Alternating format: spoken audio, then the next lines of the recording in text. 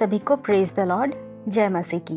यरूशलेम में विजय प्रवेश एक जरूरी घटना है जो हमें बाइबल की कई पुस्तकों में मिलेगा। हम मरकुस 11 अध्याय उसका 1 और 2 पद में पढ़ेंगे कि यीशु अपने चेलों के साथ यरूशलेम के पास पहुंचा और उसने अपने 2 चेलों को आगे के गांव में भेजकर एक गदही और उसका बच्चा जो उन्हें वहां बंधा हुआ मिलेगा लाने के लिए कहा, जिस पर कभी किसी ने सवारी ना की हो।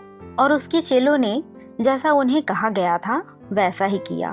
उसी तरह हमें भी यीशु अपने पास पाप रहित और निष्कलंक बुलाता है ताकि हम उसके योग्य उसके काम में आ सकें।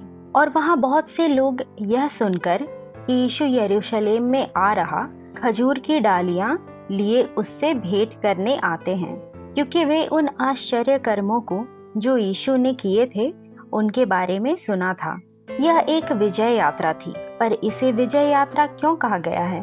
जब यीशु यरूशलेम में प्रवेश कर रहा था, यह उसके लिए एक विजय यात्रा थी, क्योंकि वह अपने उस उद्देश्य की ओर बढ़ रहा था जिसके लिए उसका जन्म हुआ था, हमें पापों से बचाने, मृत्यु पर जय हासिल करने और हमारे उद्धार के लिए। और इसलिए यह एक विजय यात्रा है। हम यहाँ 2 बातों को देखते हैं। पहला ये कि उस युग में जो लोग यरूशलेम में यीशु का स्वागत कर रहे थे उनके लिए विजय यात्रा क्या थी, और दूसरा ये कि हमारे लिए इसका क्या महत्व है। हम यूहन्ना 12 उसका 17 और 18 पद में पढ़ेंगे तो जानेंगे कि जो भीड़ उस समय यीशु के साथ थी वे यह जानकर कि उसने लाजर को मरे हुओं में से जिलाया था इसलिए उससे मिलना चाहते थे। वे समझते थे कि यीशु उनके बीच में रहकर चंगाई और छुटकारा दिया करेगा, पर वे ये नहीं जानते थे कि यीशु उन्हें उद्धार देने के लिए आया है। आज हमारे लिए इस विजय यात्रा का महत्व यह है कि यीशु हमें उद्धार देने और पापों से बचाने के लिए मृत्यु पर जय पा चुका है। हमें बस इसे ग्रहण करना है ताकि हम उद्धार पा सकें, क्योंकि यीशु हमारे लिए चंगाई और छुटकारा देने से कई अधिक कर सकता है।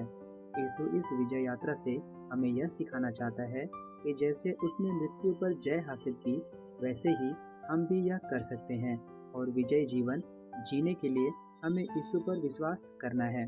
जैसा लिखा है रोमियो 10 उसका 10 में कि धार्मिकता के लिए मन से विश्वास किया जाता है और उद्धार के लिए मुंह से अंगीकार किया जाता है।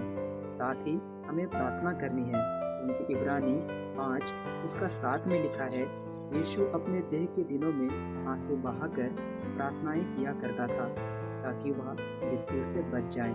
उसी तरह हमें भी परमेश्वर से प्रार्थना करनी है। इसके साथ हमें उपवास करना चाहिए, जैसा योएल 2 अध्याय उसका 12 पद में लिखा है कि यहोवा की यह वाणी है कि उपवास के साथ रोते पीटते अपने पूरे मन से फिरकर मेरे पास आओ, क्योंकि उपवास हमें शारीरिक अभिलाषाओं से दूर और परमेश्वर के करीब लाता है। और इसके साथ हमें आज्ञा मानना है, जैसा इब्रानी 5 उसका 8 और 9 पद में लिखा है पुत्र होने पर भी यीशु ने दुख उठाकर आज्ञा मानना सीखा और अपने सब आज्ञा मानने वालों के लिए सदाकाल के लिए उद्धार का कारण हो गया। यीशु ने अपने जीवन में हमें एक विजय जीवन जीने का उदाहरण दिया था।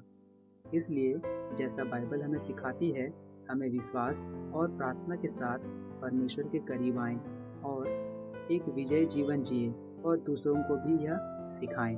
हमारे चैनल को सब्सक्राइब करें, इंस्टाग्राम पर भी फॉलो करें और वीडियो को लाइक, कमेंट और शेयर करें। वीडियो देखने के लिए थैंक यू। प्रभु आप सभी को आशीष दे।